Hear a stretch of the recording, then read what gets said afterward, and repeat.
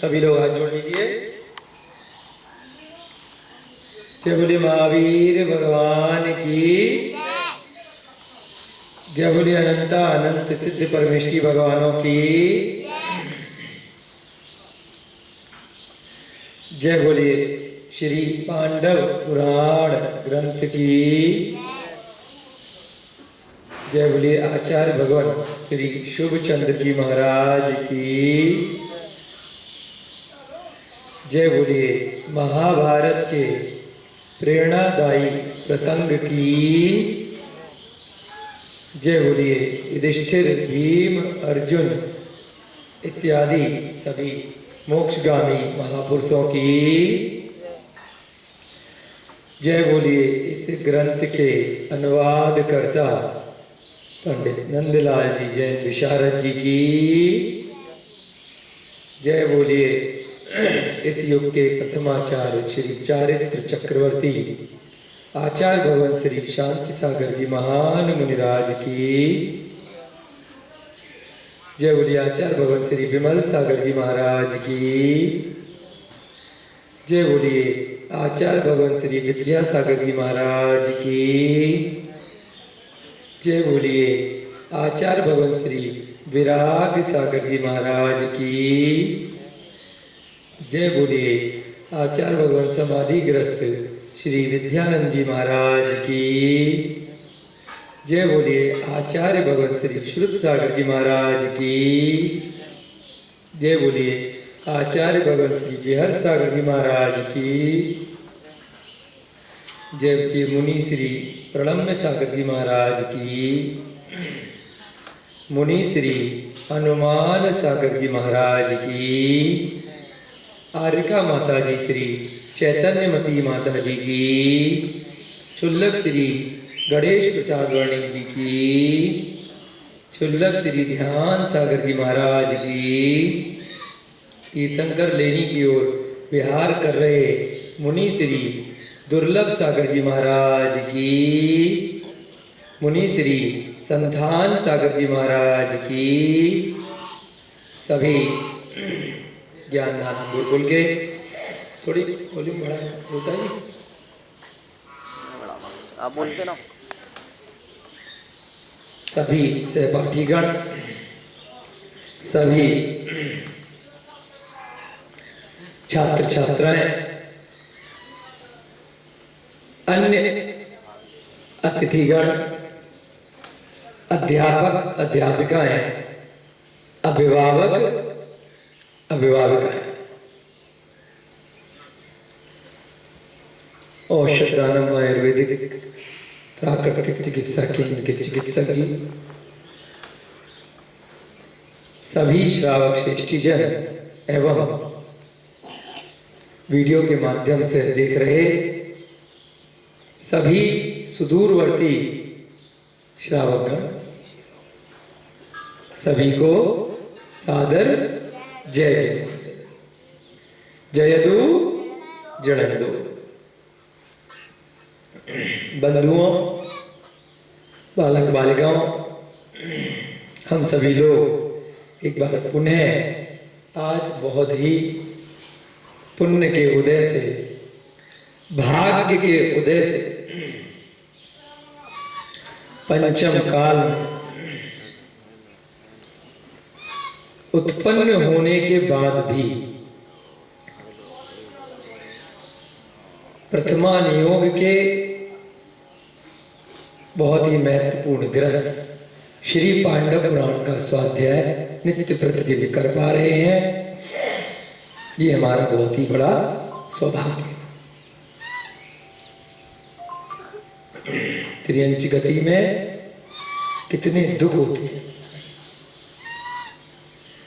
उससे करोड़ों अरबों गुना दुख अधिक नरक गति में होते। मनुष्य गति में त्रियंच और नरक की तुलना में बहुत ही कम दुख होते। मनुष्य गति में अगर चतुर्थ काल से पंचम काल की तुलना की जाए तो चतुर्थ काल में दुख थोड़े कम होते हैं। अवसर। चतुर्थ काल से पूर्व 3 प्रकार की भोग भूमियां होती हैं, उनमें भी दुख चतुर्थ काल से बहुत कम होता है।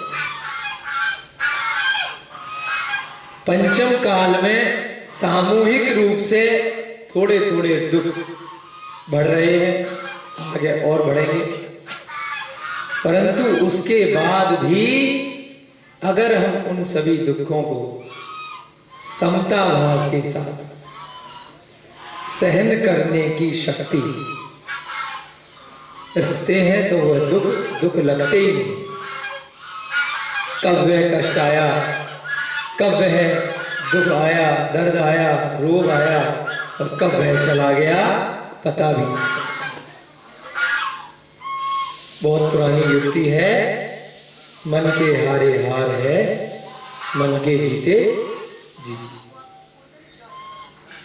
कोई व्यक्ति हार जाता है तो उसका दुख होता है, अगर वो मन से मानता है कि मैं हार गया हूं तो उसे दुख होगा। अगर वह मन से मानता है कि मैं हारा ही नहीं हूं तो उसे दुख होगा क्या? नहीं होगा। जीती हुई बाजी ही जीतते जीते कई लोग जानबूझ करके हार जाते हैं किसी और को जिताना है, तो उसमें उन्हें दुख होता है क्या? और ज्यादा खुशी होती है। कोई रेस में जीत रहा है, उसी समय उसे लगा कि मेरे पीछे दूसरा है, वो मेरा अपना है, मुझे उससे मोह है, तो क्या करता है? उसको जिता देता है। कोई पढ़ाई में अव्वल है, वो फर्स्ट आने वाला है, कोई मित्र है वह चाहता है कि इसके नंबर मुझसे ज्यादा आ जाए तो उसको नकल करा देता है और वो पास हो जाता है, उससे ज्यादा आ जाते तो दुख होता है कि खुशी होती है कि मेरा अपना था, मैं तो चाहता था तू जीत जाए, मुझसे आगे निकल जाए। पिता का पुत्र है, हमेशा पिता चाहता है कि पुत्र मुझसे भी आगे निकल जाए। जहां तक मैं पहुंच पाया था अपने जीवन में, मेरा पुत्र उससे आगे की शुरुआत करे, मुझसे मेरा नाम रोशन करे। हर पिता चाहता है, हर माता चाहती है कि मेरा पुत्र पुत्री मेरा नाम रोशन करे। किस प्रकार से नाम रोशन करेगा? मुझसे आगे निकल जाए। कभी उन्हें दुख नहीं होता है कि हमने तो इतनी पढ़ाई करी थी और बच्चा हमसे ज्यादा पढ़ गया, तो दुख होगा क्या? खुशी। तो ऐसे ही कोई भी दुख है उसको हमें मानना ही नहीं है कि ये दुख है। इस प्रकार से बस अपनी सोच को परिवर्तित करना है, पंचम काल की दृष्टि में रहते हुए भी, कि ऐसा मानना है कि हम चतुर्थ काल में हैं।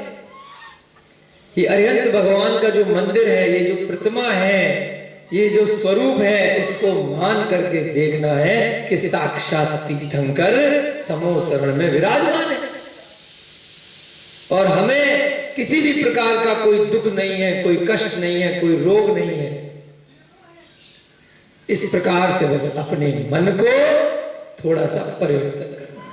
तो यहां पर जो भी स्वाध्याय चल रहा है, कभी भी दुखी नहीं होना है,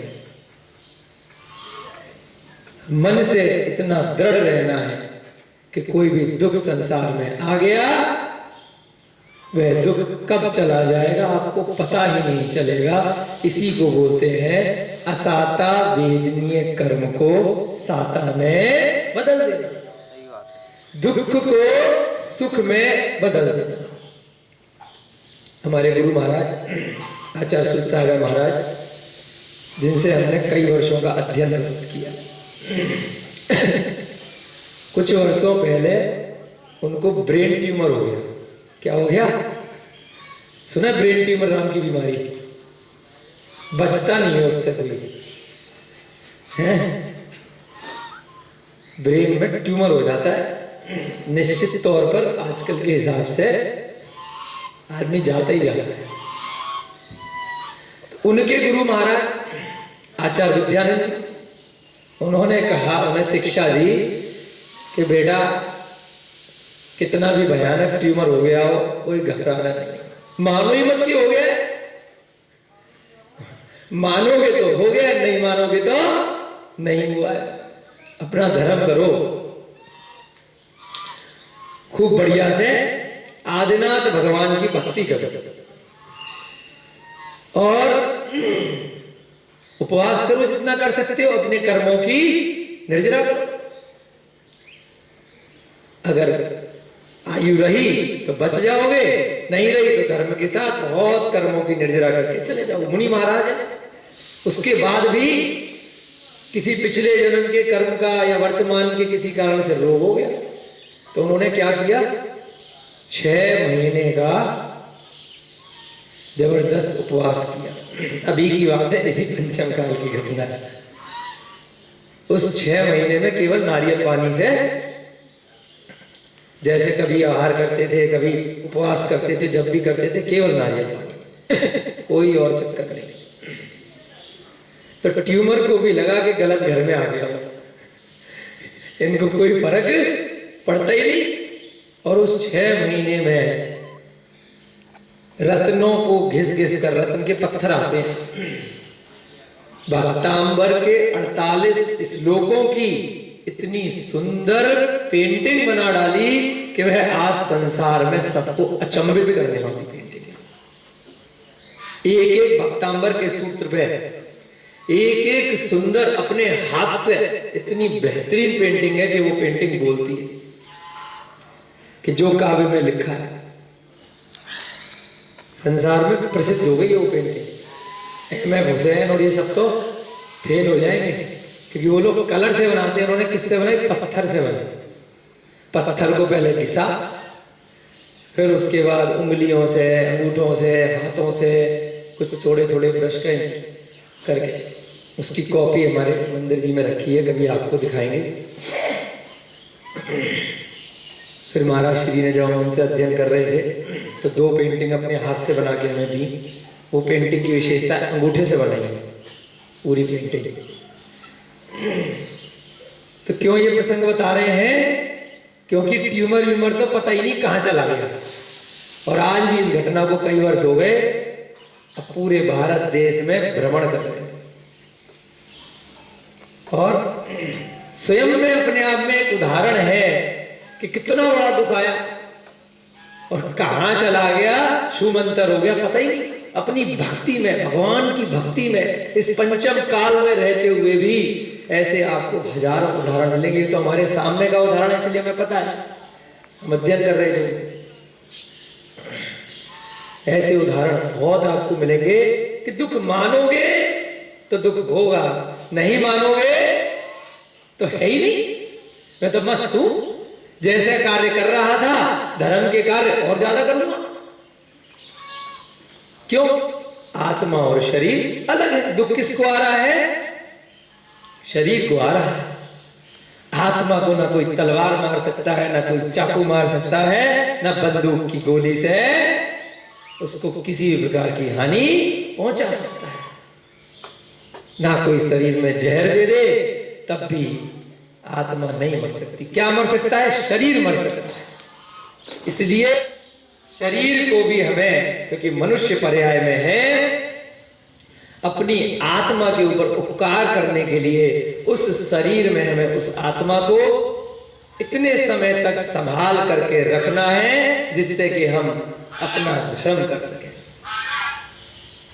धीरे धीरे करके हम मोक्ष पर जाने का प्रयत्न कर सकें। जो मार्ग हमें आदिनाथ से लेकर महावीर पर्यंत तीर्थंकरों ने बताया है, अन्य केवली भगवानों ने बताया है, उस मार्ग पर हम उस शरीर के माध्यम से आत्मा को उसके अंदर संजोकर रख करके आगे बढ़ सकें। पहले भी आपको बताया है कि जैसे बोतल में जल होता है तो बोतल उठाओगे तो कहीं पर भी उस जल को रख सकते हो,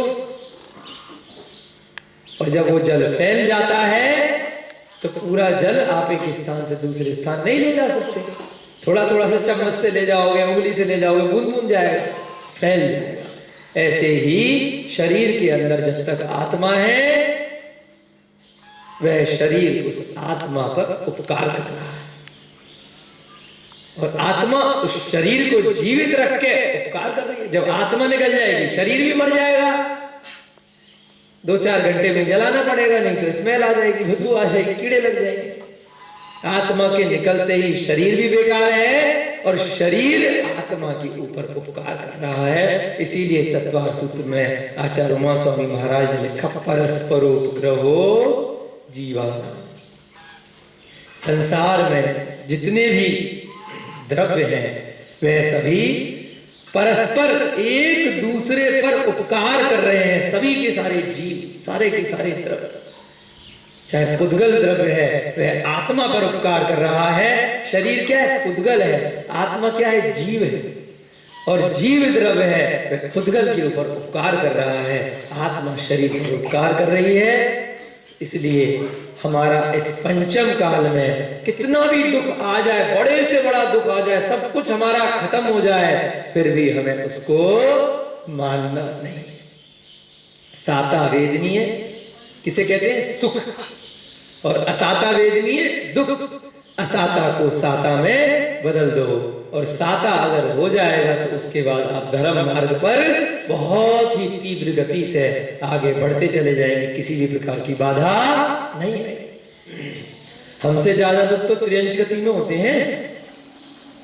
त्रियंच पर्याय से भी सीधे अगर धर्म का श्रवण करके उसका अनुसरण कर लिया तो त्रियंच गति से सीधे देवगति प्राप्त हो सकती है।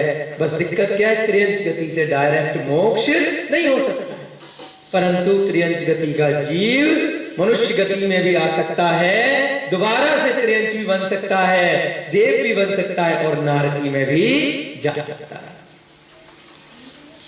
तो त्रियंच गति का जीव देव कैसे बनता होगा?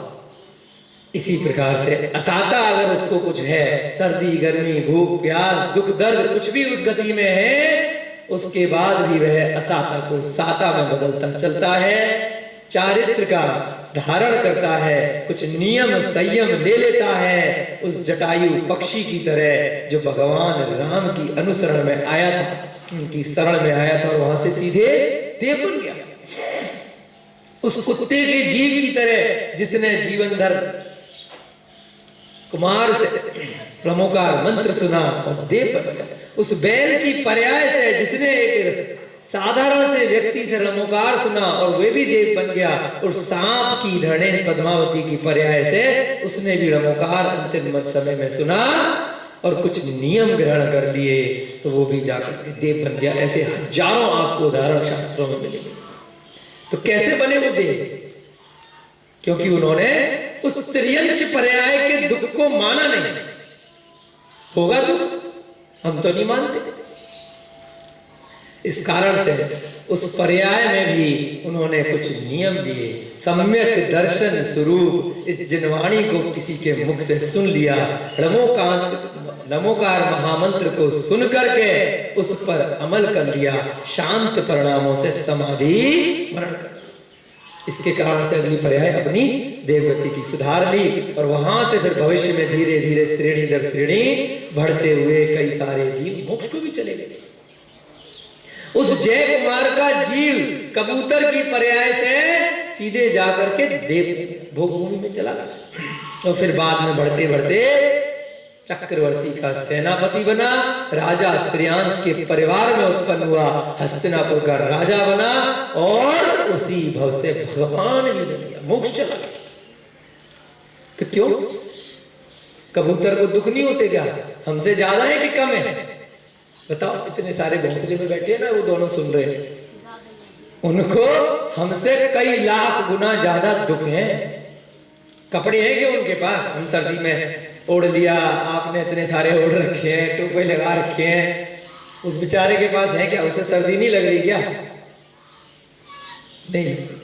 क्यों लग रही है कि नहीं लग रही है? लग रही है। गाय भैंसों को, कुत्तों को, सबको लग रही है, क्योंकि उनका भी औदारिक शरीर है जैसा हमारा है ना। उनको भी बहुत दुख हो रहा है, लेकिन किससे कहें, क्या कहें? ज्यादा से ज्यादा क्या करेंगे? कहीं घुस जाते हैं जब ठंड लगती है, घोंसले में, खोखले में कहीं। उनको अगले दिन का पता नहीं होता है, कहीं स्टॉक करके नहीं रखते अपने दाने को। अपन क्या करते हैं? भंडार गृह में 1 साल का गेहूं रख लिया, दालें रख ली संभाल करके, आटा रख लिया, फल सब्जी ला करके रख लिए। वो कहाँ रखेंगे? आपको तो पता है, अगले दिन डिब्बा में से खोल करके दाल सब्जी बना लेनी है, फ्रिज खोल के। उनको अगले दिन के भोजन का पता नहीं होता है कि अगले दिन मिलेगा कि नहीं मिलेगा। सुबह का मिल गया तो शाम को मिलेगा कि नहीं मिलेगा। जो रोज उस स्थान पर दाना डालता है आज डालेगा या नहीं डालेगा। कई पक्षी और जानवर तो ऐसे होते कोई दाना डालता भी नहीं है उनके लिए, ढूंढते हैं रोज सुबह से लेकर शाम तक कि कहीं कुछ जुगाड़ हो जाएगी तो काम चल जाएगा। तो कैसे मिलता उनको भोजन? अपने अपने पुण्य से। पाप तो किया है जिस वजह से त्रियंच गति में है, परंतु उसमें भी थोड़ा बहुत पुण्य चलता है। तो जिस दिन पुण्य तेज होता है भोजन मिल जाता है, जिस दिन नहीं होता है तो भोजन नहीं मिलता है। ऐसे कंकड़ पत्थर मिट्टी खा के काम चला लेते। तो हमारा भाग्य उनसे बहुत तेज है और आज पंचम काल में उस भाग्य से भी कई लाख गुना ज्यादा तेज हो जा रहा है। जब सुनप्राग्राम की धरती में हम श्री पांडव पुराण जैसा ग्रंथ सुन पा रहे हैं, उससे तो हमारी कोई तुलना ही नहीं है अन्य जीवों से कि हमारा भाग्य कितना तीव्र हो रहा है।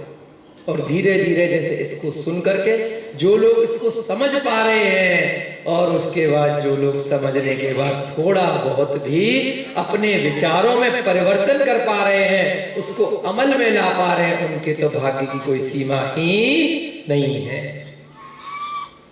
रत्नत्रय स्वरूप सम्यक दर्शन, सम्यक ज्ञान, सम्यक चारित्र, इसको 3 प्रकार का रत्न बोला। इसकी तुलना संसार में किसी भी बड़े से बड़े गहने से, रत्न से, अमूल्य महंगे से महंगे कोई भी आभूषण से नहीं किया जा सकती। सारे के सारे तुच्छ है इसके सामने, बेकार हैं, वैल्यूलेस हैं। ये जो रत्नत्रय है इसकी जो कीमत है, जो इसको जानता है, जो इसको अमल कर रहा है वो ही जानता है, बाकी लोग तो अनजान है। रत्नों की खदान में और कोयले की खदान में दोनों जगह जीव जंतु रहते, जानवर, पशु पक्षी, अलग अलग पर्यायों के। क्या उनको पहचान होती है कि रत्न कौन सा और कोयला कौन सा है? उन जानवरों को तो कोई पहचान नहीं है, वो कहीं बेचने जा रहे हैं क्या? तो कौन जानता है? जौहरी जानता है। जौहरी को पहचान होती है कि महंगा रत्न कौन सा है, उस खदान में नीलम का क्या भाव है, हीरे का क्या भाव है, सोने का क्या भाव है, चांदी का क्या भाव है, पीतल का क्या भाव है और तांबे का क्या भाव है और लोहा का क्या भाव है। तो कौन सा ढूंढता है उस खदान में से? जो महंगा रत्न होता है, नीलम है, माणिक्य है, हीरे है, वो निकाल निकाल करके जो भी पहचान करके ले आता है।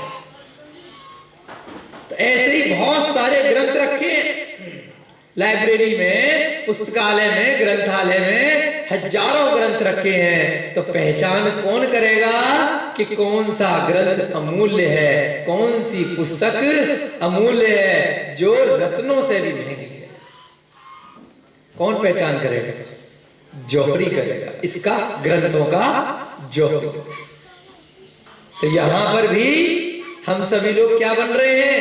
एक जौहरी बन रहे हैं कि हमें सारे ग्रंथों में से देखना है कि कौन सा तो नोबल है, उपन्यास है, और कौन सा हमें संसार में गिराने वाली पुस्तक है, कौन सी कहानी गपोड़ी ऐसी टाइम पास की चित्रकथाएं हैं, और कौन सी इस संसार के सर्व दुखों से निकालने वाली सर्व सुखकारी मंगलकारी अरिहंत की वाणी स्वरूप जिन वाणी है, जो मुझे संसार के सारे दुखों से निकाले। तो पहचान करने वाला कौन हुआ?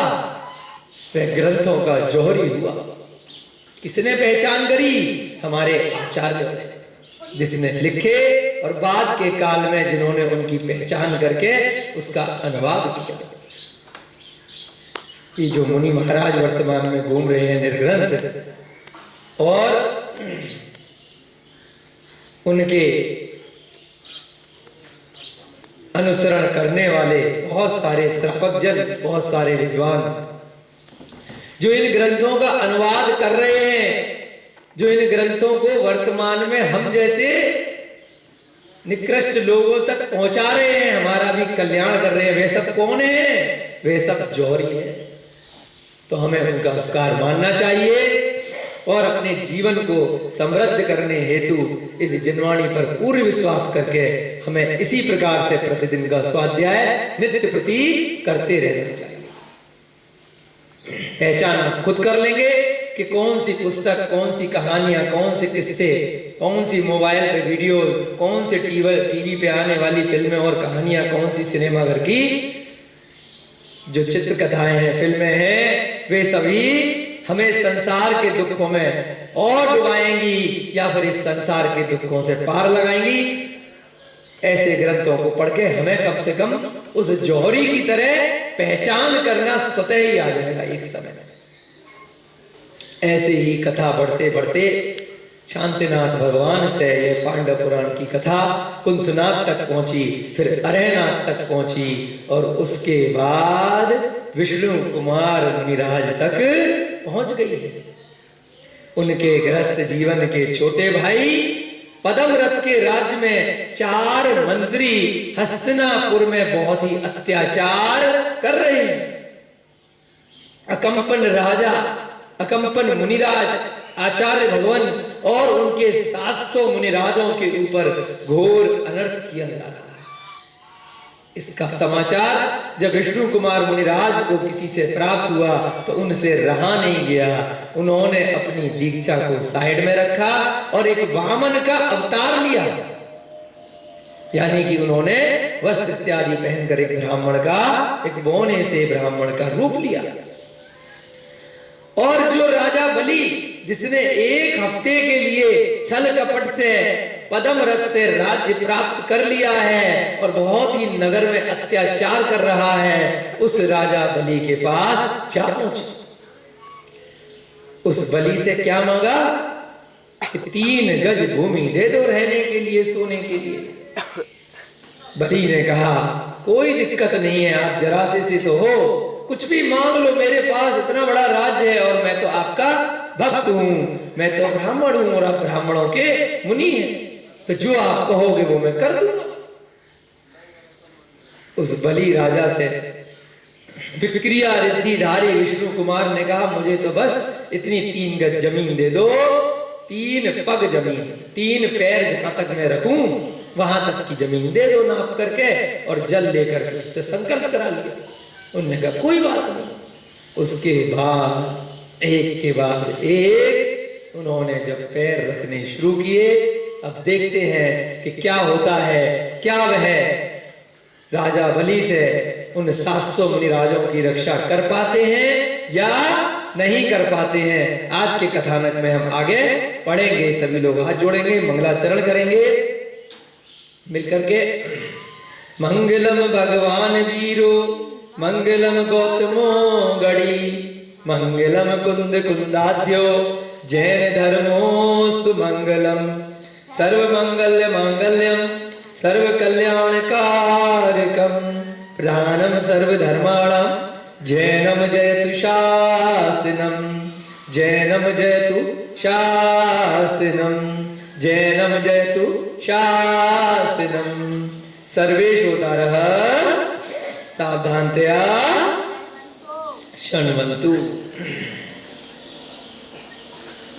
विष्णु कुमार ने विक्रिया सिद्धि के द्वारा अपने शरीर को इतना विराट बना लिया कि उससे समस्त संसार घिर गया। अब तय क्या हुआ था कि 3 कदम के नाप करके भूमि दे देना। अब ये तो तय नहीं हुआ था कि भाई कदम कितना बड़ा होगा कि कितना छोटा होगा, थे तो होने से। उनने क्या किया, अब राजा को भी नहीं पता था बलि को कि भैया ये विक्रिया वाले आ गए कहीं से कि ये तो कितना भी बड़ा कर लेंगे, छोटा कर लेंगे। तो क्या किया विष्णु कुमार राज ने, अब छल का तरीका तो छल से निकालना पड़ेगा। दूसरे ने मायाचारी करी है और इधर कितना बड़ा यहाँ पर उपसर्ग कर रहा है। पहले एक मुनि महाराज सुत सागर पे किया था, तब क्या किया, देवताओं ने आकर के उसी को कीलित कर दिया। उसके बाद भी बाज नहीं आ रहा है, अब पूरे इकट्ठे 700 लोगों पे कर रहा है।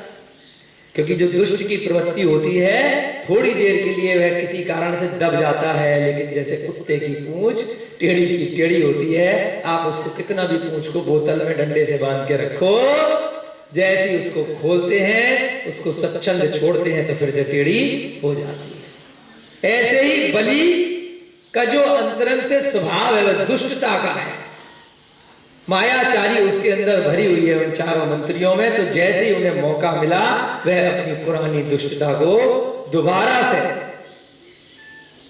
वहां पर ले आए और क्या किया, आग लगा।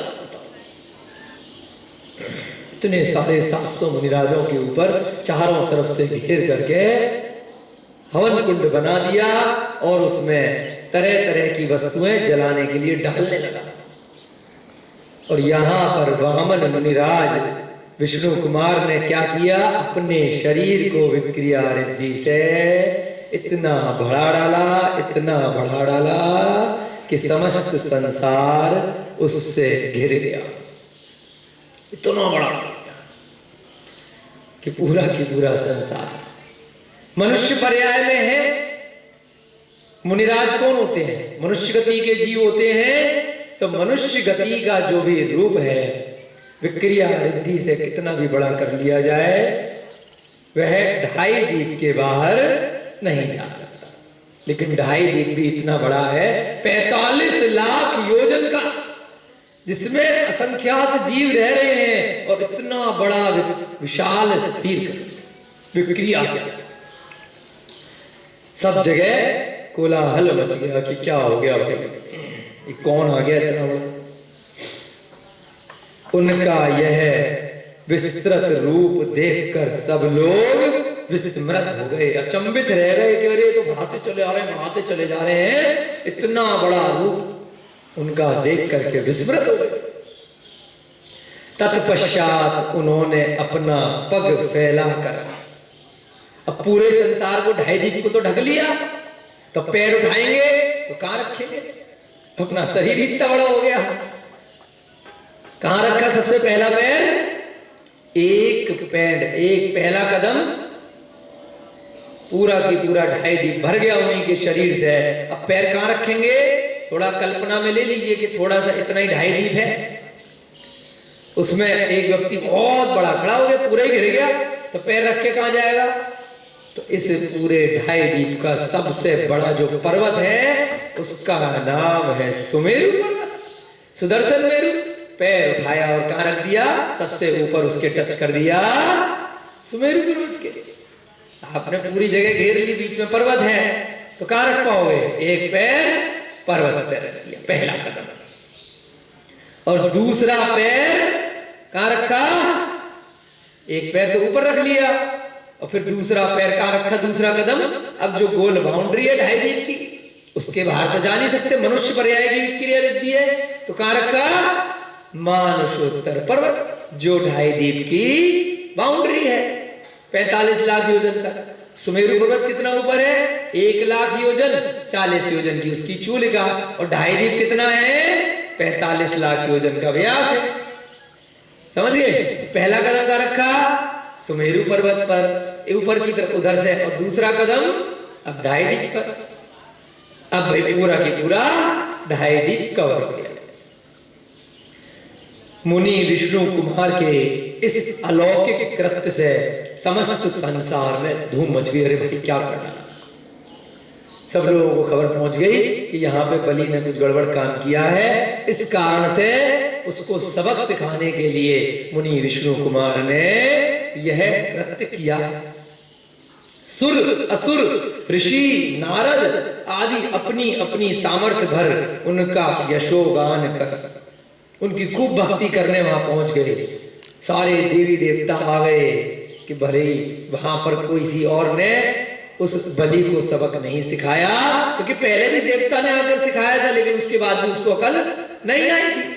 अभी भी वह अपने घमंड में और चकनाचूर हो रखा है और गलत काम कर रहा है। तो सुर असुर नारद सभी देवी देवता जितने भी थे, जिनको भी इसकी खबर लगी, सब आए, खूब विष्णु कुमार की भक्ति करने लगे कि अचंभित कर दिया, आपको इतनी बड़ी विक्रिया रिद्धि हो गई। और उनसे विनती करने लगे कि इस कार्य को निरस्त करने का प्रयत्न करने लगे कि अब बहुत हो गया, इससे सारी धरती कंपायमान हो रही है, अब इस कार्य को छोड़ो और बलि को सबक सिखा करके इसका आगे मार्ग बताओ इसको कि इसने क्या गलत काम किया है। अभी इसको लग रहा है कि मैं थोड़ा सा राजा बन गया हूं तो यहां पर मैं इतना बड़ा कार्य कर रहा हूं कि 700 मुनिराज को मैं जीवित जला करके मार रहा हूं। उसको अब डर तो हो ही गया बलि को कि किससे पंगे ले लिए, किससे संकल्प का ले लिया कि 3 पग भूमि दे दूंगा, कितना बड़ा आदमी हूं भाई, नाप लो। अब अभी कितने पग हुए हैं? 2 हुए। अब सभी आकर के देवी देवता विष्णु कुमार से कहने लगे, हे प्रभु, घोर अनर्थ हो जाएगा, आपके पद चाप से समस्त सृष्टि कंपायमान हो रही है। आपने इतना बड़ा विराट रूप कर लिया है तो आप जो कार्य कर रहे हैं सब धरती हिल रही है, इतना वजन हो गया है, भूकंप आ गया है। अब आप कृपया करके अपने पैरों को समेट लें, वापस आप अपने मूल रूप में छोटे बन जाएं, ताकि सर्वनाश के प्रकोप से सृष्टि की रक्षा हो सके। वो किसी को मारने के लिए थोड़ी आए हैं। क्रिया रिद्धि में ऐसी भी शक्ति होती है कि कितना भी रूप बढ़ा लो तो उसका मतलब ये नहीं है कि वो जितने बीच में लोग आ रहे होंगे वो सब तहस नहस हो जाएंगे, टूट फूट जाएंगे, है ना।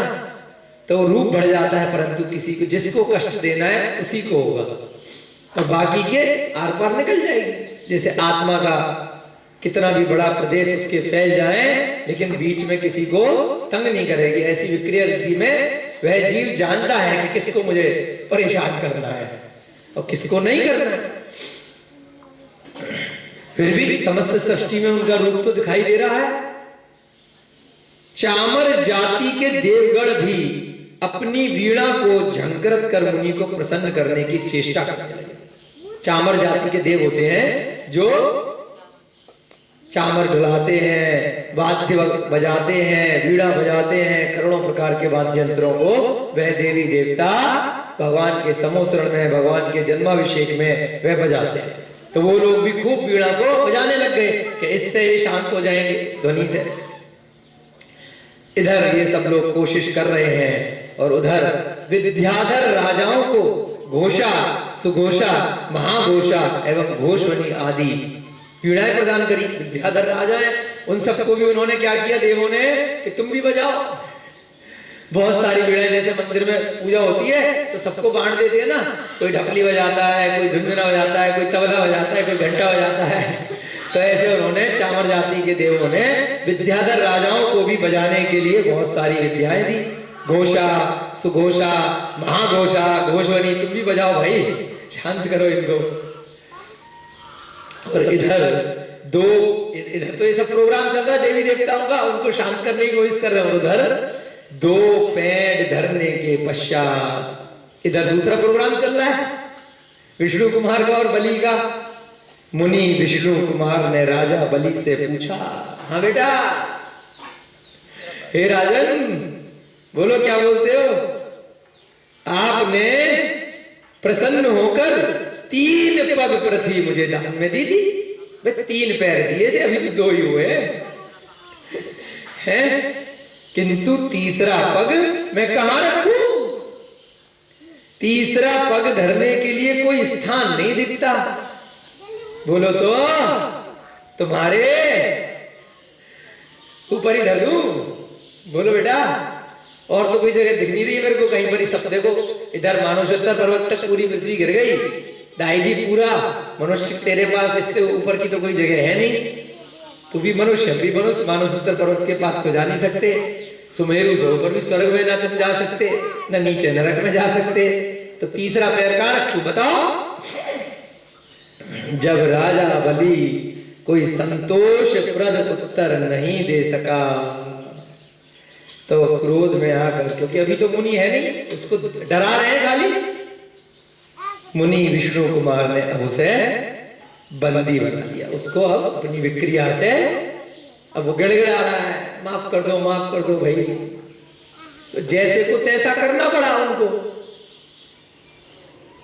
और मुनि संघ पर हो रहे अन्याय एवं अत्याचार को समाप्त कर दिया। पद्मरथ को बोला था, उसने अपनी कहानी पत्थर की लकीर समझा दी थी कि प्राण जाए पर वचन जाए। तो ये जो युक्तियां हैं ये अन्याय को रोकने के लिए है। वह वचन की बात कहां पर आई है? जहां पर आप अपने स्वयं के लाभ के लिए अपनी बात से मुकर जाए। बहुत गंभीर अर्थ है। यहां पर एक चीज बहुत सावधानी से लिखी गई है आचार्य महाराज द्वारा कि अगर आपने किसी को बस ऐसे ही वचन दे दिया कि हाँ जो तू कहेगा मैं कर दूंगा, और उसके बाद उसने अन्याय करना शुरू कर दिया आपकी प्रजा के ऊपर, आपके परिवार के ऊपर, आपके ऊपर, तो वो गलत वचन है। उसको अगर आप तोड़ दोगे तो वो ढाक के तीन पात की कहानी नहीं चलेगी कि मैंने तो बोल दिया था, क्योंकि वो हिंसा पर उतर आया है, वो पापी बन गया है। आपकी इस वचन की बात को रख करके सूत्र भी आए हैं तत्वार सूत्रों और ग्रंथों में कि अगर आप किसी की रक्षा के लिए अगर आप कोई वचन तोड़ रहे हो, अगर आप असत्य का सहारा ले रहे हो, तो वो सत्य की श्रेणी में आएगा। और आपने सत्य बोल करके फिर भी किसी जीव की रक्षा नहीं करी तो असत्य की श्रेणी में आएगा, हिंसा की श्रेणी में आएगा।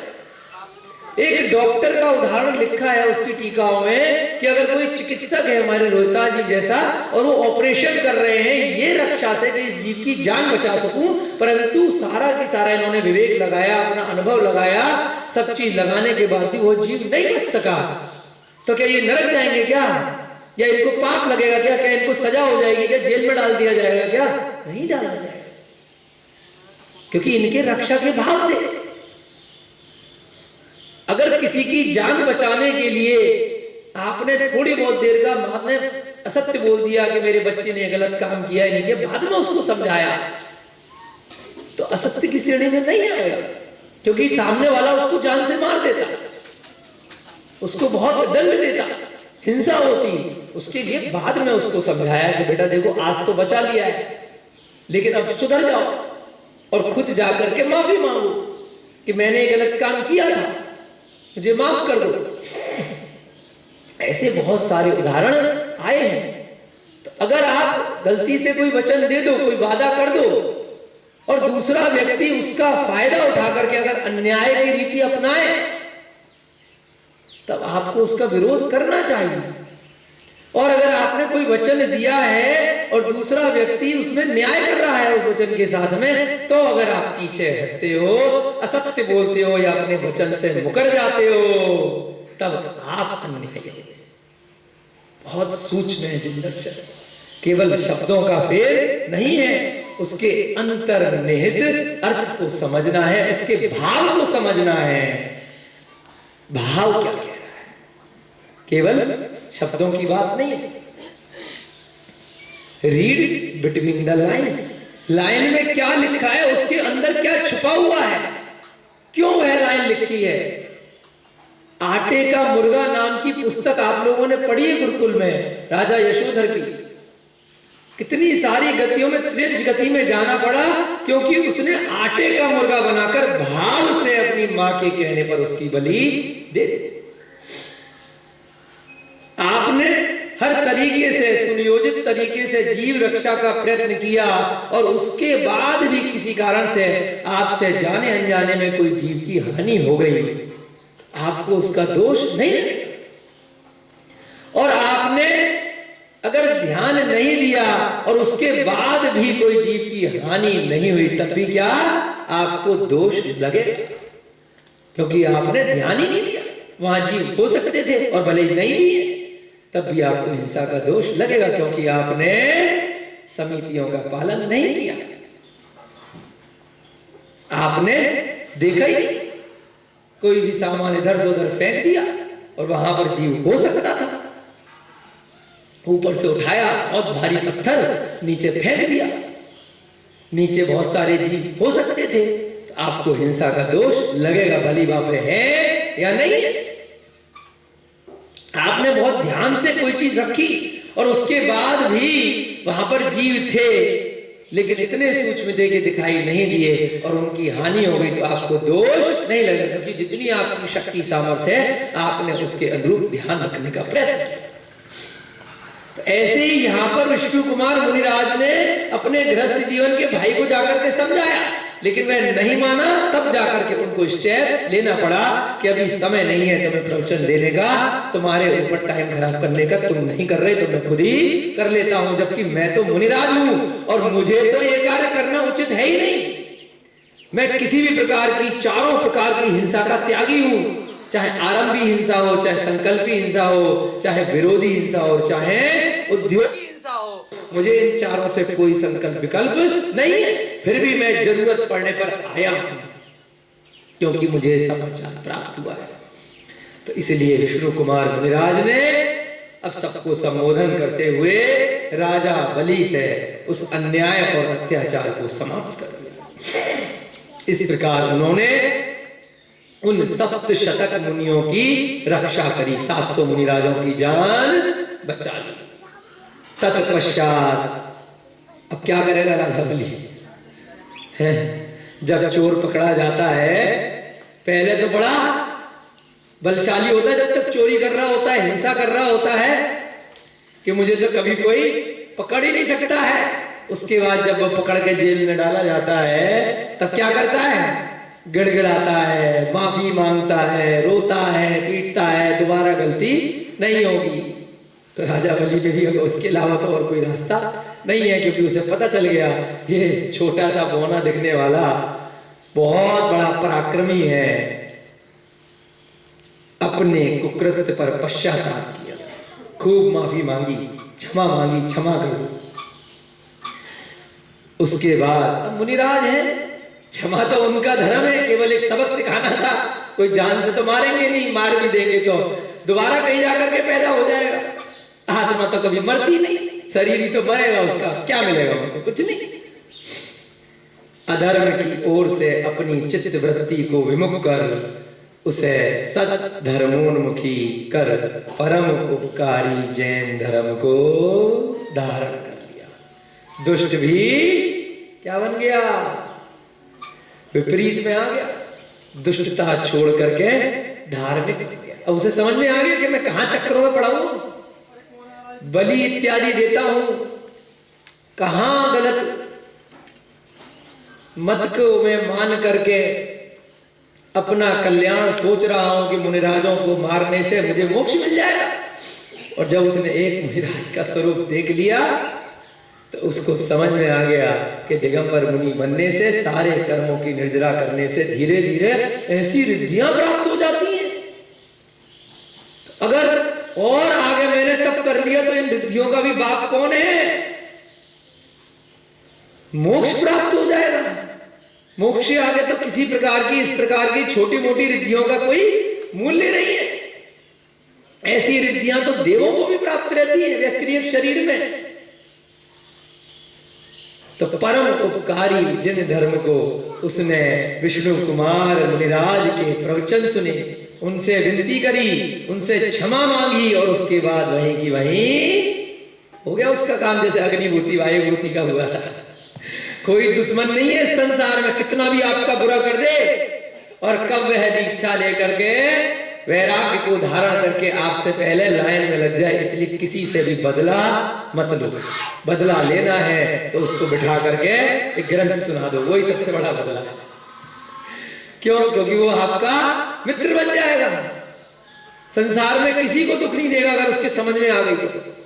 उसको अपने कर्मों का ज्ञान हो जाएगा कि जो उसने गलत काम किया है उसका उसे भविष्य में क्या परिणाम भुगतना पड़ सकता है। अभी तो खाली सिर मुड़वा करके गधे पे बैठा के भेजा था, और यहाँ पर जो गलत काम इतना बड़ा कर डाला है, उसके बाद वह कहां जाने वाला है? नरक में सागरों पर्यंत तक आयु कितना कष्ट से मिलेगा। यहाँ तो उसको 2-4 घंटे का टाइम पास हो रहा है, आनंद आ रहा है उनकी बलि दे करके मुनिराजन की, परंतु वहां वो किस गति में जाए ये सारा उसको बोध विष्णु कुमार मुनिराज ने करा दिया। तो क्या करा उसने? तुरंत ही परम उपकारी सद धर्मोन्मुखी जैन धर्म को धारण कर लिया कि अब मैं ये कोई गलत कर्म नहीं करूंगा, मुझे भी कुछ नियम संयम दे दो, मुझे भी हे प्रभु दीक्षा दे दो। मुनि विष्णु कुमार भी उसके मन में धर्म के प्रभाव का संचार कर अपने स्थान को लौट आए। तो कोई परमानेंट रहने तो आए नहीं थे वहां पर, हाल ही क्रिया से उन्होंने कपड़े वपड़े पहने थे, वापस अपने स्थान पर लौट गए और दोबारा से दीक्षा लेकर के वहीं अपना कल्याण कर लिया। और इधर बलि इत्यादि मंत्री भी धर्म के मार्ग में आगे बढ़ गए। इधर कंपनाचार्य इत्यादि मुनिराज उस धुएं के कारण उस शरीर को झुलसा करके जीवित बच गए। तो नगर निवासियों ने बहुत उत्सव मनाया। उनके लिए पूरे नगर में, हस्तिनापुर में चौके लगाए गए। और क्या बनाया गया उनके लिए? क्योंकि अभी शरीर झुलसा हुआ है, बहुत कष्ट से आए हैं, तो बहुत हल्का खाना बनाया गया, सेवई बनाई गई, ऐसा आगे के कथानक में लोग बताते हैं। तो उसी दिन से मुनिराज की रक्षा करने के कारण से प्रतिवर्ष आज भी रक्षाबंधन उस दिन मनाया जाता है। उस रक्षाबंधन पर हम सभी लोग प्रण करते हैं कि धर्म के ऊपर किसी भी प्रकार की अन्यायी व्यक्ति के द्वारा कोई भी कष्ट दिया जाएगा, मुनिराजों के ऊपर, श्रावकों के ऊपर, मंदिरों के ऊपर कोई भी दुख दर्द कष्ट इत्यादि दिया जाएगा, तो सभी श्रावक श्रेष्ठीगण, और अगर वह नहीं कर पा रहे हैं तो मुनिराज भी दूसरी मुनिराज को बचाने के लिए आगे आएंगे। ये नहीं देखेंगे कि वचन दे रखा है कि नहीं दे रखा है, कि कौन कर रहा है, मेरे हाथ में नहीं है। जितनी उनकी शक्ति होगी तो अन्याय को सहन नहीं करेंगे। तो उसी से फिर आगे चलते चलते बहन के ऊपर कोई अन्याय हो रहा है तो भाई उसकी रक्षा करेगा। वो रक्षाबंधन बहन भाई का भी त्योहार बन गया। ऐसा थोड़ी है कि भाई ने किसी दोस्त को वचन दे रखा है मैं कुछ नहीं करूंगा, और वो आकर के अगर गलत काम कर रहा है, मार रहा है, पीट रहा है परिवार को, तो छोड़ दूंगा। ऐसा होता है क्या? आप अपने घर परिवार को बचाने के लिए तो सारे कानून को ताक पे रख देते हो, स्वयं को बचाने के लिए, तो धर्म की रक्षा के लिए क्यों नहीं करते? तो यहाँ पे प्रसंग आया है कि अन्याय अगर हो रहा है तब आपको कानून नहीं देखना है, आपको नीति नहीं देखनी है, आपको वचन नहीं देखना है, आपको स्वयं किस पर्याय में यह नहीं देखना, जितनी भी शक्ति सामर्थ्य है उसके अनुरूप अन्याय को रोकने का प्रयत्न करना है। इसीलिए रक्षाबंधन का महापर्व हम प्रतिवर्ष मनाते आ रहे हैं। विष्णु कुमार मुनिराज, अकंपन इत्यादि 700 मुनिराज, पदमरथ, श्री वर्मा, इन सब की कथा हर साल हम रक्षाबंधन पे सुनते हैं। जो कैलेंडर में भी लिखते हैं, छोटी छोटी पुस्तकें भी बांटी जाती हैं कि सत्य कथा, हमें कथा होनी चाहिए। ये सब कथाएं पांडुलिपियों से, पुराने ग्रंथों से आई हैं। बाकी की जो कथाएं हैं वह तो बना दी गई है कुछ न कुछ प्रसंगों के साथ। राजा पदमरथ के उपरांत क्रमशः है, पदमरथ राजा विष्णु कुमार ने अपना कल्याण कर लिया। अब एक कथा रक्षाबंधन के पर्व की समाप्त हो गई। ये कथा कहां से आई? ये भी उन्हीं पांडवों के कुल से आई, कुरुवंश से आई। कौरव वंश में राजा हुए थे कुंतुनाथ के बाद कालांतर में पदमरथ, और उनके गृहस्थ जीवन के भाई थे विष्णु कुमार जो मुनि बन गए। तो यह कथा सारी पांडव पुराण में उन्हीं के पूर्वज हैं, रक्षाबंधन की जो कथा है। अब आगे बढ़ेंगे, कहां तक पहुंचना है? पांडवों तक पहुंचना है, आज पहुंच जाएंगे। राजा पदमरथ के उपरांत, अब उनकी चैन चली, एक बात खत्म हो गई, अब कुछ इंपॉर्टेंट बात दूसरी आएगी। क्रमशः है पदम नाभ, महापदम, सुपदम, कीर्ति, सुकीर्ति, वसुकीर्ति, वासुकी आदि अनेक राजा हुए। एक के बाद एक के बाद एक, और कई हजार साल निकल गए। ये बहुत सारे राजा हुए। दोबारा बोलेंगे, पदमनाभ, महापदम, सुपदम, कीर्ति, सुकीर्ति, वसुकीर्ति, वासुकी आदि अनेक राजा हुए। अब इस लाइन से आपका पांडव पुराण शुरू हो रहा है। उसके उपरांत शांतनु नाम के राजा। शांतनु का नाम आपने महाभारत में हो सकता है, टीवी सीरियल इत्यादि में सुना। अब बस पांडवों तक हम आज धीरे धीरे पहुंच रहे हैं, जहां की कहानी थोड़ी बहुत फेरबदल के साथ टीवी के माध्यम से अन्य कथानकों ने लिखी है। तो इन्हीं की चैन में, पद्मव्रत की चैन में ही, कुंथनाथ, अरयनाथ, शांतिनाथ की चैन में ही कुरुवंशी चल रहा है। कौन हुए अंत में जाकर के? कौन हुए मैडम? शांतनु। बोलो। अब यहां से आपको याद रहेंगे ना, क्योंकि आपने बहुत सुन रखी। राजा शांतनु महापराक्रमी एवं शक्तिशाली था। वह कौरवों का प्रधान था, हेड था, क्योंकि कुरुवंश का वह राजा बना था। तो स्टार्टिंग से कौरव चले आ रहे हैं। अब ध्यान रखना, कौरव खाली पांडव और कौरव नहीं है, पांडव भी कौरव ही है। उनके पिता की दृष्टि से देखा जाएगा तो दोनों की दोनों, सारे के सारे कौरव हैं। तो शांतनु कौन था? कौरव वंश का प्रधान था, हेड था। उसकी प्रजा उससे प्रसन्न रहती थी। उसकी पत्नी का नाम था सवकी। क्या नाम था? जो महारानी सीता के सदृश साध्वी थी। अब सीता के सदृश साध्वी सीता कब थी? सीता किसकी रानी थी? राम की। अब यहां पर हम पांडवों तक पहुंच रहे, तो सीधे डायरेक्ट कहां पहुंच गए हम? 22वें तीर्थंकर के काल में आगे बढ़ गई कथा, क्योंकि मुख्य क्या है यहां पर? पांडवों की कथा है। और बीच के काल में किसी दूसरे वंश में राम भगवान हो चुके। वो कौन से काल में आए थे? 20वें तीर्थंकर मुनि सुव्रत नाथ भगवान के काल में आ चुके राम भगवान। सीता, रामायण की कथा, पद्म पुराण की कथा वो अलग हट गई। उसको पढ़ने के लिए अब दूसरी चैन में जाना पड़ेगा।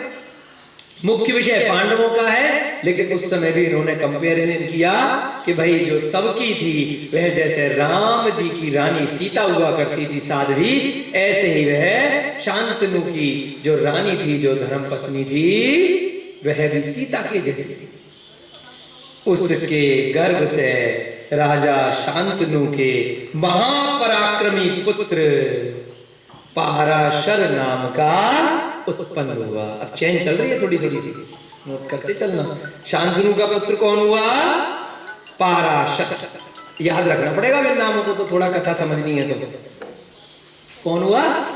शांतनु का बेटा, बोलो, पाराशर। पाराशर। उसी समय रत्नपुर में जई जहू नाम का राजा राज्य करता था। एक दूसरा नगर था। हस्तिनापुर में कौन हुए? शांतनु हुए। शांतनु का बेटा हो गया पाराशर। अब एक पास में ही विद्याधर की नगरी थी, रतनपुर। वहां पर एक राजा था, उसका नाम था जई जहू। वह विद्याधर था। विद्याधर अब आपको समझ में आ गया है। विजयार्थ पर्वत होता है, उसके उत्तर की श्रेणी, दक्षिण की श्रेणी में सारे के सारे विद्याधर राजा रहते हैं। मनुष्य होते हैं, परंतु उड़ते हैं, विद्याओं से रूप बना सकते हैं, 2.5 दीप में कहीं पर भी आ जा सकते हैं। विमान होता है। हमारे साधारण हम जैसे मनुष्यों से बहुत अच्छे मनुष्य होते हैं, पुण्य से होते हैं वो भी। तो जय जय नाम का एक विद्याधर था। उसकी पुत्री का नाम था गंगा। क्या नाम था? गंगा। अब गंगा नदी की कहानी। गंगा एक आपका भी नाम हो सकता है और एक नदी भी हो सकती है। गंगा सिंधु नदी, तो ये थोड़ी है कि वो बन गई। तो वो थोड़ा सा कहानियों में नाम की वजह से फिर उधर बाद में किया गया, परंतु अपन एक दिगंबर आचार्य द्वारा लिखी गई बिल्कुल सत्य कथा को पढ़ रहे हैं। तो यहाँ पर बिल्कुल भी कोई भी कहानी गप कुछ भी नहीं, ये मान के हमें चलना है। तो क्या था? जई जहू नाम का राजा था विद्याधर। उसकी लड़की का क्या नाम था? गंगा। वह अत्यंत सुंदर थी, परम पवित्र थी एवं सद्गुणों की खान थी। बहुत सुंदर, बहुत उसके अंदर गुण, बहुत धार्मिक थी गंगा बेटी जो थी। सत्यवाणी नामक किसी निमित्त ज्ञानी के कथनानुसार राजा जहू ने अपनी पुत्री गंगा का विवाह राजकुमार पाराशर से कर दिया। गंगा की शादी किससे हुई? पाराशर से। पाराशर कौन है? शांतनु का बेटा। किसी निमित्त ज्ञानी ने बताया कि भाई बेटी की शादी कहाँ होगी। पहले पूछ लेते थे, रिश्ते लेकर के जाते थे, निमित्त ज्ञानी अपनी कैलकुलेशन करके कि भाई वहां उससे होगी, उससे शादी। शांतनु है हस्तिनापुर का राजा कौरव वंश में, उसका बेटा है पाराशर। पाराशर की शादी हो गई गंगा, गंगा विद्याधर की बेटी। पाराशर गंगा जैसी परम सुंदरी पत्नी को प्राप्त कर अत्यंत प्रसन्न हो गया। शंकर जी भी ढूंढ रहे अपने लिए कोई सुंदर लड़की मिल जाए, है ना। तो ऐसे ही किसी को खूबसूरत कोई अच्छी गुणवती लड़की मिल जाए, हर तरह से वो धार्मिक भी हो, गुणवान भी हो, खूबसूरत भी हो और पैसे वाले भी है। क्यों? क्योंकि वे विद्याधर की बेटी है, उसके पास तो कोई कमी नहीं है, विद्याएं भी है अपन से ज्यादा। क्या करते हैं, अंग्रेजी बोलने वाली मिल जाए, अपन से ज्यादा पढ़ी लिखी मिल जाए, यही होता है ना। तो लड़के से ज्यादा बढ़िया लड़की देखते हैं हमेशा लड़के के माँ बाप। तो ऐसी अच्छी लड़की मिल गई उसको, तो खुश हो गया। कामदेव के सदृश सुंदर देहधारी पाराशर अनन्य सुंदरी गंगा के साहचर्य में राज प्रसादों में अपनी काम पिपासा की तृप्ति करता हुआ समय व्यतीत करने लगा।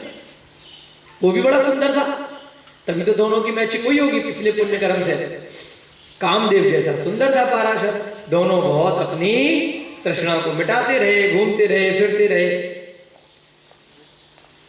समय व्यतीत करने लगे। निदान अब जब घूमेंगे फिरेंगे यहाँ आ जाएंगे तो क्या होगा, उन दोनों के एक पुत्र उत्पन्न हुआ। बच्चा हो गया भाई, गर्भवती हो गई, जिसका नामकरण गांगे हुआ। क्या नाम रखा गया? गांगे, गंगा का पुत्र। वो गंगा नदी का पुत्र नहीं है। नदी कभी बच्चे देने लग जाए, सूरज चंद्रमा बच्चे देने लग जाए तो फिर मनुष्यों की जरूरत क्या है। वो तो कहानियां बना दी गई है नाम से देख करके कि गंगा नदी का पुत्र हो गया गांगे। नदी का पुत्र नहीं, गांगे किसके पुत्र हैं? गंगा नाम की एक रानी के पुत्र है, जिसका पति है पाराशर। पाराशर और गंगा राजा रानी है, उनका पिता है शांतनु, और यहाँ पर इनका पुत्र हुआ चैन में गांगे। तो ये सत्य कथा आपको सुनने को मिल रही है। वह बृहस्पति के समतुल्य कुशाग्र बुद्धि वाला था। बृहस्पति ऋषि वगैरह को बोलते हैं, जैसे गुरु होता है ना, गुरु का ही नाम बृहस्पति होता है। तो बहुत बुद्धिमान होते हैं जो गुरु होते हैं। तो गुरु के समान बड़ी बुद्धि थी उसकी। किसकी? गांगे। शनई शनई वह चंद्रमा की भांति दिन प्रतिदिन बढ़ने लगा। धीरे धीरे जैसे चंद्रमा 15 दिन तक बढ़ता है ना, सूरज तो नहीं बढ़ता है, 15 दिन बढ़ता है। आज अमावस्या है, आज के दिन गायब हो जाता है, कल से फिर धीरे धीरे बढ़ने लग जाएगा। तो जैसे तुलना करिए, जैसे चंद्रमा धीरे धीरे बढ़ता है, ऐसे ही छोटा बच्चा पवन से बढ़ते बढ़ते हमारे नीरज भैया जितना हो जाता है, बड़ा हाइट का हो जाता है ना। तो ऐसे ही वह छोटा सा बच्चा गांगे शनई शनई माने धीरे धीरे चंद्रमा की भांति बढ़ने लगा। अल्प वय में ही उसने संपूर्ण विद्याएं सीख ली। अब बड़ा इंटेलिजेंट हो गया, बहुत जल्दी कम समय में ही बहुत सारी विद्याओं को सीख गया। धनुर्विद्या में तो वह इस प्रकार सिद्धहस्त था कि उसके लक्ष्य कभी व्यर्थ नहीं जाते। इतना बढ़िया उस गांगे ने धनुष चलाना सीख लिया कि जहां निशाना लगा दे, बस जहां सोच लिया वही निशाना लगा। धनुर्विद्या बहुत तगड़ी बढ़िया वाली सीख ली गांगे ने। सौभाग्यवश एक समय किन्हीं चारण मुनि के मुख से संसार के सर्वोत्तम सुखों का आधार धर्म का उपदेश उसने सीख सुन लिया। अब किस्मत अच्छी हो गई या फूट गई? इतनी मेहनत करी माँ बाप ने, इतना सारा ज्ञान प्राप्त कराया, धनुर्विद्या सिखाई, राजा बनेगा, और वो किसके चक्कर में पड़ गया? चारण वृत्तिधारी मुनिराज आ गए, है ना। प्रवचन सुन लिया। हम लोगों का क्या है, कितना ही सुना लो, कितना ही सुना लो, वही की वही। पहले क्या होता था, फटाफट कोई चक्कर वक्कर नहीं। धर्म का उपदेश सुन लिया और वैराग्य उत्पन्न होने के फलस्वरूप दया धर्म को ग्रहण कर लिया है। धर्म को ग्रहण किया, अभी दीक्षा नहीं ली, यानी कि अब वह घर में रहकर ही नियमों को पालन कर रहा है। एकदम से पीछे का मंडल लेकर के अभी नहीं है, ठीक है। उसने वैराग्य हो गया, लेकिन उसको वैराग्य उत्पन्न होने के फलस्वरूप जैसे प्रतिमाएं धारण कर लेते हैं, कुछ त्याग कर देते हैं कि धीरे धीरे करके हम श्रेणी दर श्रेणी जब समय आएगा तब आगे बढ़ेंगे। अभी कोई नहीं होगा राज्य संभालने वाला, दया धर्म को ग्रहण कर लिया। कुछ काल उपरांत पाराशर ने अपने पुत्र गांगे को योग्य समझकर उसे युवराज बना दिया। अब राजा ही बना दिया, कोई नहीं होगा उनके पास बैकअप और कोई छोटा मोटा भाई, तो ठीक है भाई, धर्म के साथ में हम राज्य चला लेंगे, क्या दिक्कत है। बहुत सारे लोग चलाते हैं, भरत चक्रवर्ती ने भी इतने साल चलाया, चक्रवर्ती बन के। तो गांगे ने युवराज का पद ग्रहण कर लिया, क्योंकि प्रत्येक पिता अपने योग्य पुत्र को निःसंकोच अपना समस्त वैभव सौंप सकता है। पिता डिसाइड करता है, युवराज बना देता है। अभी राजा नहीं बनाया कि अगली बार जब मैं दीक्षा लेने के लिए जाऊंगा या कोई बात हो जाएगी तो उस समय आप राजा बन जाओगे। कि जो भी पिता होता है अपने पुत्रों में से जो योग्य होगा या सबसे ज्येष्ठ होगा उसको निःसंकोच अपना समस्त वैभव सौंप कर चला जाता है। अतः युवराज पद तो उसके समक्ष कुछ भी नहीं है। इस प्रकार से हमारी पांडवों की कथा आज प्रारंभ हो चुकी है, और भी बहुत सारे प्रसंग, आपको रक्षाबंधन की कथा भी आज पूर्ण की गई। इसके अलावा और भी बहुत सारा विषय आपको समझाया गया कि हम पंचम काल में रहते हुए भी कितने पुण्यशाली अपने को माने, हम बिल्कुल भी किसी भी कष्ट में, किसी भी दुख में दुखी ना हो। इतना बड़ा कष्ट भी आकर के कैसे मिनटों में गायब हो जाता है, हमें पता ही नहीं चलता। हमें असाता वेदनीय कर्म को साता मान के चलना है। और यहाँ पर हमारी शांतनु और पाराशर और गांगे की कथा प्रारंभ हो चुकी है। अब बस इन्हीं के काल में बहुत जल्दी पांडवों का जन्म होने वाला है। कौरव वंश के वह आगे सिरोधरी बनने वाले हैं। हमारे 8वें अध्याय में पांडवों का प्रसंग आज से प्रारंभ हो गया है। धीरे धीरे आपकी रुचि और धीरे धीरे इसमें बढ़ने लगेगी।